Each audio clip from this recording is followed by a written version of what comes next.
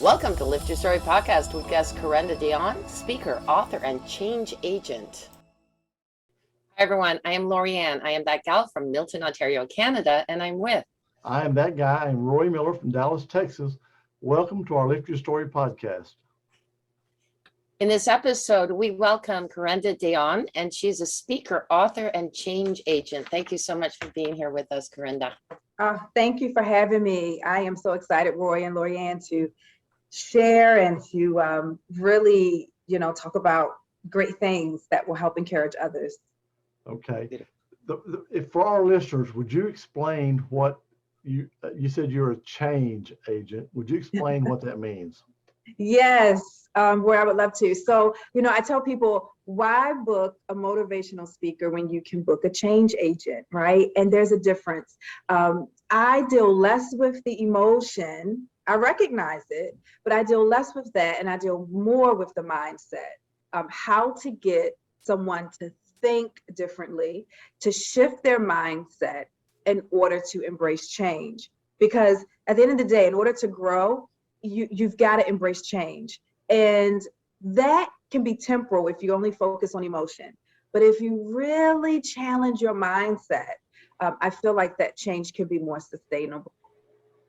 Yeah. And so many people are so afraid of change, and yet it's inevitable, right? It is. It's inevitable. And this is the thing, Roy and Lorianne, it doesn't matter. We all have experienced different things in our lives. We all have a story. We all have a testimony. We all have had trials and triumphs. But the one thing that is consistent, even though our stories may be different, our gender may be different, but one thing that is consistent, I guarantee you, is that we all have had to experience change. And it's not easy. It's not easy. And a lot of people think that it's a matter just about choice. And choice and change is very linear, but it also is a matter of process. And I think some people become very afraid or reluctant is because it truly is a process. Yeah, like they say, change is a four-letter word. There you go. But I'm like that too, because it's like you get used to using, say, a program on your computer, and all of a sudden they change it. And you're going like, "Oh my God, why did you change this? I know how to use this. Now I've got to go figure out something else." You do get a little frustrated. You do. And Roy, it's so natural to get a little frustrated. That's fine. That feeling is natural. But the important thing is, don't stay there, right? Because you're going to miss out. You're going to miss out on self-development, right? So that you can be a better person for you and for other people. Yeah. So I'm going to put a little plug in for Podmatch, but also, so Roy's just talking about changing it. I got so used to it. They put a dashboard in there. I'm so excited. And then I opened it up, and Alex did give us a warning that the whole platform was not going to have a new look at it. And I said, that's like going into the grocery store. You guys move all my stuff around. It is. That's so true. That's so true. But you know what? Isn't discovery great? Like when you, at the end of it all, you can sit back and say, wow, these changes really were beneficial, or I really discovered something. And that's what life should be about. I'm glad that change is inevitable, even though it can be frustrating, it can be difficult, it can be challenging. But without it, we would be stagnant. Now, Carenda, I have a very interesting question to ask you, because obviously there is something about even the mind itself. Like they say, it's very good to have change because it keeps the mind active and it helps to stimulate the mind. So do you, like, I would imagine that you see that too, right? Because if somebody stays in one set way, and there are some people who have, I have a friend who's been in the same job, the same house, the same place for years, and she's comfortable there. I'm not saying there's anything wrong, but I do find that the people who are more like open to change have a wider sense. I don't know how to explain it exactly, but maybe you know what I'm talking about. Yeah, I do. Their perspective is wider, so to speak. And even if you are that person, like you were just saying with your friend who has lived in the same place, had the same job, okay, and she's content, okay, but there's still something maybe you can do to incorporate change, right? Taking, even if it's simple as taking a new way, home, or discovering something new within your neighborhood, or trying to create something that your neighborhood hasn't had or created, and you can be that change agent. There's still something you can do. The thing is, you do have to challenge your mindset, because when we do get into those routines, it just starts like second nature. We do it without even thinking, right? And so you have to challenge yourself. Okay, what small change? And when I speak of change, it doesn't always have to be these monumental, life-changing events, but what are even these small changes that I can do that can make an impact?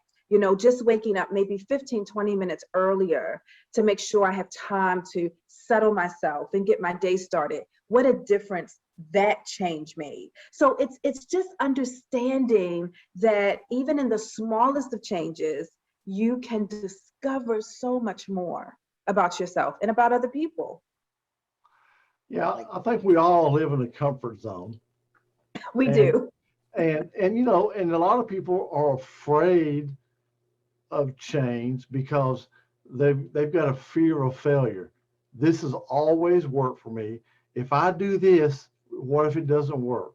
That mindset, it's just that fear. I can't move on because I got my nice little shelter here. I'm happy, everything's working.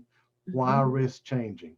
Exactly. And I agree with you, Roy. And that's why it's important to have someone. I'm not saying it has to be a large group of people, but at least have one person that will hold you accountable to some things. Even if that person expressed that they wanted, to start cooking different foods, or taking a walk after they come home from work, or, taking a vacation, or even if it was a staycation, but having someone to keep you accountable, like, Roy, did you do that? Well, when are you going to do it? We're getting ready to come into the fall of the year. Let's make sure you make it happen before the summer ends. And you need that person to help hold you accountable. I really, challenge individuals and clients, who is going to be your accountability partner, because you do need that, because it is so easy to get right back in that same cycle over and over again. It really is. Yeah, it's what I call a comfortable rut. I love it. Yes. Yeah. I love it. I mean, And you know what, if I can share with you all, if I did not make a choice to change, I would have stayed in bitterness and unforgiveness and self-sabotage. Some of my story, and, going through 2 failed marriages and a failed business relationship, it was very traumatic. And if I did not make a choice to change how I thought about me and what I needed to do in order to get some different results, I would have stayed in that place internally, right? Internally, of unforgiveness and of feeling like I'm not deserving, right? And it's too late for me. And so I'm glad that I didn't stay there, but I had to embrace change in order to see a difference. So let me ask you, you said you had 2 failed marriages. Now, had you not changed, would you, from that point on, said, nope, marriage is not for me. No, never do that again. Yep. Where when you decided you would change, you're open to, I may meet somebody, Yes, absolutely. And I'm good with that.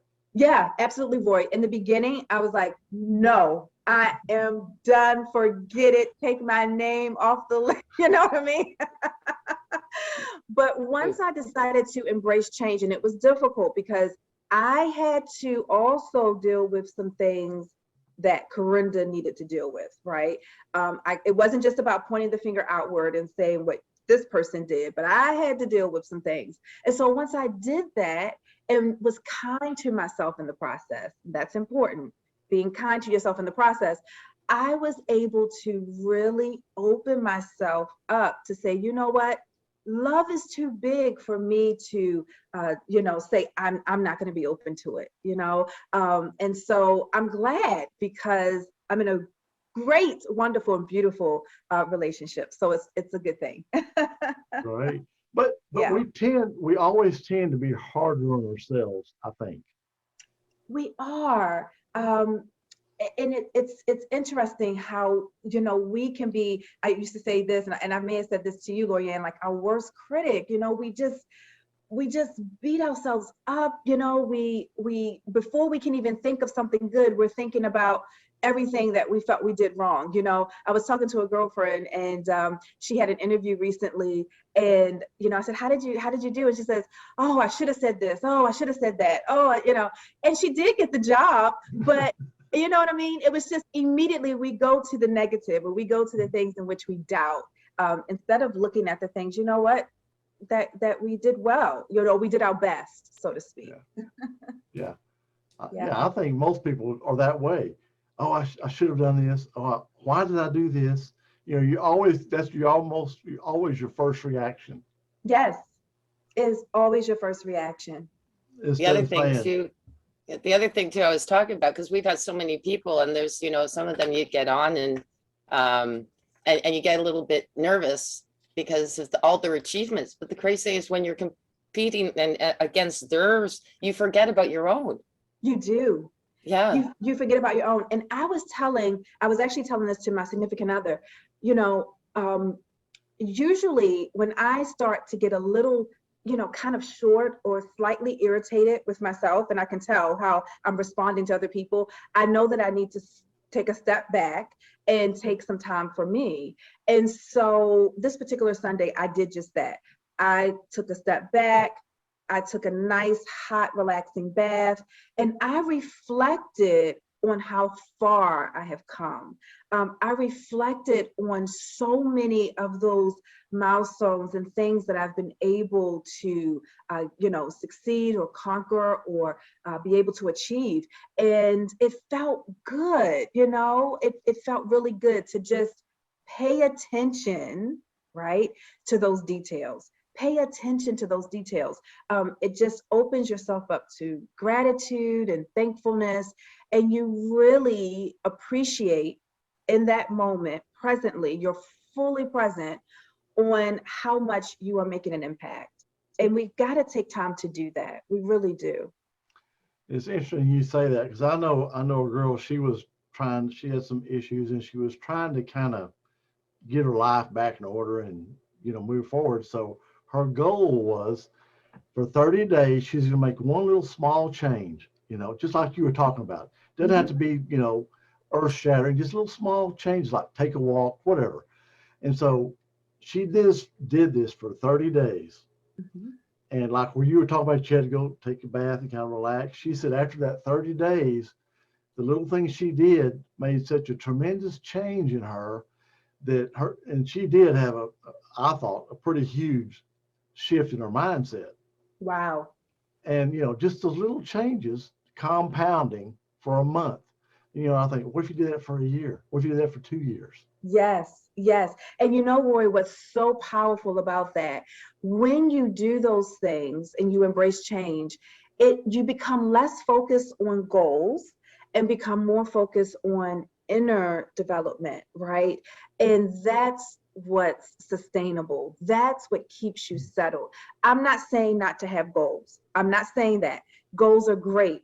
But when you really embrace change and you decide to make a shift in your mindset, you truly are opening yourself up to grow, right? From the inside out. You're truly opening yourself up to set and achieve some things that, it's bigger than just reaching a goal. It's going to really keep you, sustain you, and yield you much success and prosperity. Absolutely. Yeah. If you're able to kind of step back, and just do those little shifts in your mindset, things that used to drive you nuts, you're like, no big deal, whatever. Yeah. We'll get past it, Mm-hmm. It's stuff that would like drive you crazy at first. Mhm. You change your mindset just a little bit. Doesn't have to be a whole lot. And Mhm. think, you know what, this is not that big a deal. Mhm. You know, it's a little change. I can deal with it. Move on. You know, and Yeah. just your whole peace and joy changes. It does. It does. It absolutely does. And Lorianne, I don't know if you'll agree with me on this, but sometimes people say, well, Carenda, sometimes, it's something really sudden. Because sometimes, when you have to make changes and adjustments, it's not like, everything is not you prepare for. There are some changes that come on very drastic, very immediate, right? But even in that, I tell people, if you have breath in your body, still take a moment, take a couple of deep breaths, still take a moment to step back and really ask, okay, what should my next step be? Help me mentally to figure out and to get clarity on what should happen next. Because yes, emotions and adrenaline and all of that can be going, but I tell people, even in those changes in which you don't have any control over, or they happen very drastically, still take that step, take that breath, and ask for clarity. Yeah, Yeah. that's what I'm doing right now with my wonderful move. I just found out I'm being kicked out of my of my place. And at first it was overwhelming. And then I put a couple of boxes together. And then you look around, you're going, I haven't done anything. Like there's 5 boxes here, and there's still a lot of stuff around me. and you're exactly right. I kind of go back to that. How do you eat an elephant? And I know people don't eat elephants, but it's one bite at a time. Yes. And I keep thinking that. And so I stopped that, like you, I did that, take a deep breath, look for clarity. Okay, start here. And Yes. don't try and do everything at once, because an overachiever will want to go, like, that's why it's frustrating. If you do like a room and you're 3 hours in there and there's still tons of stuff, you get, why can't I get this done all in one day? Exactly. And one of the things that I struggled with, Lorianne, was that, the way I'm wired is if I start something, it's like, I've got to finish. It has to all be finished like today, right? And so, I would put that pressure on myself. I would be fatigued. I would be exhausted. There would be even, maybe some errors and mistakes happening and other things, because I felt like I haven't accomplished, it's not done unless I do it all in one sitting, so to speak. And that is a very difficult thing to break, but you really have to work hard to just take it piece by piece, day by day, because when you operate like that, you really deplete yourself, and you find yourself more tired and more irritated and more frustrated than you do productive. Yeah. And in this particular case too, if you sit there and look at it, so Roy, I know you want to say something, but just quickly, is that I'll start something and then I get discouraged, and then I'll go 3 or 4 days Netflix binging, and I don't want to do anything because they're looking around going, I don't want to do this. It's just like, it's kind of like, to both of your point, you got this stuff and you want to go in, I got to get this knocked out, I want to do it. But then you're in there and you go, it's so overwhelming. And then you just say, maybe tomorrow, and then it's a week, and then it's a month, because you can't do it in one day, and you want to get it done, but then you don't know where to start, and if you start, you can't finish. So, I mean, it's, so you just don't do anything. Right, exactly. So it's important that when you embrace change, you want to have a strategy, you want to be kind to yourself, but you also want to make sure that, you understand it's going to be a process. It is going to be a process. So if you have a date, if there is an end date, and you kind of backtrack and see, okay, I'll do, 5 boxes a day, 3 boxes a day, or I'll work on this piece for this amount of hours. And when that hour comes, that's it, right? And I'm going to go make me a nice cup of tea, or have me a nice glass of wine, and I'm going to relax, right? So, but it's very important, because, embracing change is part of it, but you've got to also embrace the process. And in that process, you need clarity, you need strategy, you need wisdom, and you need patience. You really do. Yeah. Absolutely. And I thank you for saying that too, because that was at the onset, Roy knows, because he, as much as also he's my co-host, he's also a very, very good friend. And I don't want to do anything. I'm getting frustrated. But yeah, it's taking that, and I have processed it to the point exactly what you're saying. But the onset of, because if you don't do that, you just get anxious too. That's the thing. Anxiety rises if you don't get at it, and not thinking like you were saying, like me, I want to get it all done day but it's hard to set that mindset when you are.